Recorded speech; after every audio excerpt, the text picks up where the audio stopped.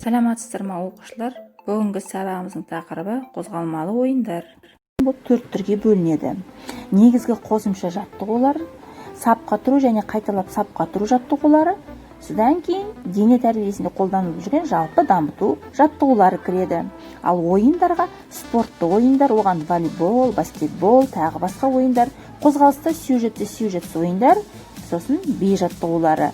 Ал спорттық жаттығуларға қысқы және жазғы болып бөлінеді. Қысқыға шаңғымен жүру, коньки, сырғанау, ал жазғы түріне жүзу, велосипедпен жүру, өз бетінше тебу жатады. Ал қарапайым туризмге бұл бәріміз көріп жүрген белгілі жаяу жүру жатады. Қимыл қозғалыс ойындары үнемі қимыл қозғалыста болуды талап етеді. Ойындар дене дайындығын көрсеткіштерін жақсарту үшін пайдаланылады. Қимыл қозғалыс ойындары екіге бөлінеді.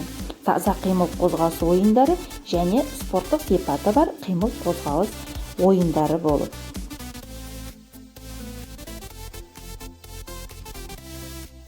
Қимыл қозғалысы белсенділігі жоғары дамыған тірі материяның ерекшелігі ғана емес, тіршілікке қажетті жағдай. Адамның эволюциясындағы дамуы оның барлық мүшелері мен жүйелерінің қалыпты қызмет атқаруын тек белсенді қимыл қозғалыс әрекеттері бар жағдайларда ғана мүмкін еткен.